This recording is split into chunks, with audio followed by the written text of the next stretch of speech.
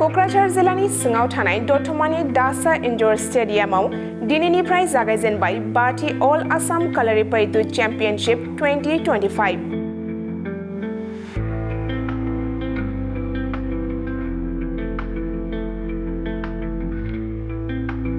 क'क्राझार जिल्ला आरो दतमा दालाइसा कालारिपायट्टु कमिटिनि बानजायनायाव बाथि अल आसाम कालारिपायट्टु चेम्पियनशिप 2025 खौ सानथामनि हाबाफारिजों मेहेरगोनाङै खुंफुंदों। दिनै गिबि सानाव अल आसाम कालारिपायट्टु एस'सिएशननि गाहाय नेहाथारि पापु खाननि आखाइजों फिरफिला बेरहोनायनिफ्राय जागायनानै मोनसे हानजा सुरनाय हाबाफारियाबो जानानै थाङो।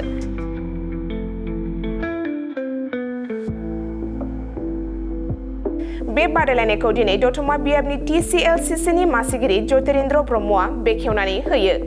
मख'नो गोनांदि बे बादायलायनायाव रायजोनि गासै 29 जिल्लानि गेलेगिरिफोरा बाहागो लाफैनो हादों।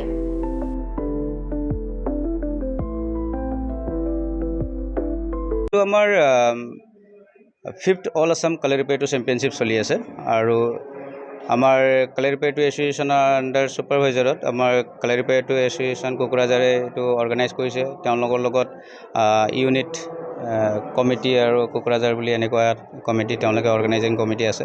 তো তেওঁলোকৰ উদ্যোগত এই খেলটো মানে খুব ধুনীয়া কৰি আজি পৰিচালনা কৰি আছে। আজি অপেনিং খুব সুন্দৰ পৰিৱেশ হৈছে। কিমান দিন হ'ব? এইটো আপোনাৰ আজিৰ পৰা আৰম্ভ হ'ব। একচুৱেলি 3 এপ্ৰিলৰ পৰা আৰম্ভ হৈছে, 6 এপ্ৰিললৈকে হ'ব। কিমান ডিষ্ট্ৰিক্টৰ পৰা পাৰ্টিচিপেট কৰিছে? 28 ডিষ্ট্ৰিক্ট আহিছে। অলমষ্ট আমাৰ 400 মান ষ্টুডেণ্ট হৈছে। এই বছৰ এই অঞ্চলৰ লগত মেইন উদ্দেশ্যটো কি আছে? মেইন উদ্দেশ্য আছে যে আপোনালোকৰ এইবাৰ 38 নেশ্যনেল গেমছত আপোনালোকৰ কোকৰাঝাৰৰ পৰা দতমাৰ পৰাই যি লৱ কুমাৰ ব্ৰহ্মই এইবাৰ ব্ৰঞ্জৰ মেডেল পালে। তো আমাৰ উদ্দেশ্য সেইটোৱে যে আপোনালোকৰ ইয়াতে খুব কষ্ট কৰি আছে ল'ৰা ছোৱালীয়ে, খুব ভাল এটা প্লেটফৰ্ম পাব। আমি আশা কৰোঁ যে আগন্তুক যিবোৰ খেল আছে, খেলো ইণ্ডিয়া হওক বা আপোনাৰ নেশ্যনেল গেম যিটো এইবাৰ মেঘালয়ত হ'ব গৈ আছে, তাতেও এই কোকৰাঝাৰ ডিষ্ট্ৰিক্টৰ ল'ৰা ছোৱালীত অসম টীমত হয় অসমক ৰিপ্ৰেজেণ্টেটিভ কৰক। সেই আমাৰ উদ্দেশ্য। সেইকাৰণে আমি এই প্লেটফৰ্মটো ইয়াতে কৰাৰ আমাৰ মেইন উদ্দেশ্য সেইটোৱে। বহুত ৰাইজে গম নাপায়, এইটো কি ক'ব? কালাৰিপায়ট্টু একচুৱেলি আপোনাৰ আজিৰ পৰা 3000 বছৰ আগৰ পুৰণা আমাৰ ভাৰতীয় খেল। কেৰালাত এইটো খেলবিধ উদ্ভৱ হৈছিলে আৰু 2015ত ভাৰত চৰকাৰে ইয়াক অফিচিয়েলি স্বীকৃতি দিছে। আৰু এতিয়া আমাৰ অসমত নৰ্থ ইষ্টত এই খেলবিধ প্ৰসাৰ হৈছে।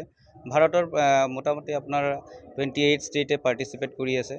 তো খুব ধুনীয়া কৰি শ্ল'লি হৈছেও যদিও এতিয়া আজিৰ ডেটত খুব ধুনীয়া প্ৰচাৰ আৰু প্ৰসাৰ চলি আছে।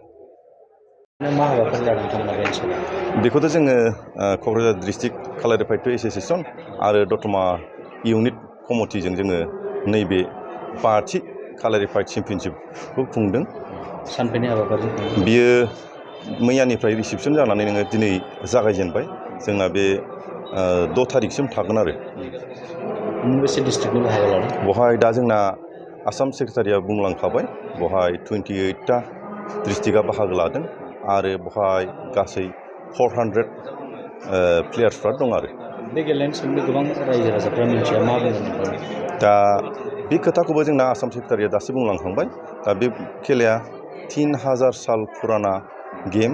दा जों बे गेमखौ मिन्थिनो बा जोङो नैबे जोंजोंबो एसे जगाजग लालायोबा एसे मोजां जागौ होननानै आङो नैबे निउस चेनेलनि गेजेरजों खावलायहरनाय थाहैबाय।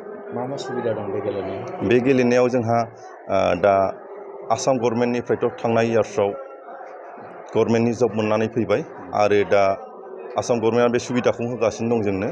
गासैबो सुबिदाखौ नेशनेल गेमाव थांबा होजोबो आरो ओमफ्राय सार्भिसनिबो सुबिदाखौ होनानै होयो आरो आसाम गभर्नमेन्टआ। बेसेबां जन गेलेगिरिफ्रा बाहागो लादों नोंथांमोननि मिथिनायाव? दाथ' बेवहाय 400। थाखो 5 आरो मेट्रिक आनजाद उथ्रिसार जागोन फरायसाफोरनि थाखाय गोजोनथाव रादाब। गोनांथि आरो मोजां खाबुफोरखौ लानानै गुन गोनां सोलोंथाइ होनो नोंथांमोनखौ नेनानै दङ बड'लेण्ड स्टार एकाडेमि क'क्राझारआ। 2024 इं मायथाइयाव क'क्राझार थिथागुरि समबाय मावख'नि साखाथियाव गोदानै गायसनजानाय बड'लेण्ड स्टार एकाडेमि क'क्राझाराव 2025-2026 सोलोंथाइ बोसोरनि गोदानै मुं थिसननाया सोलिगासिनो दङ।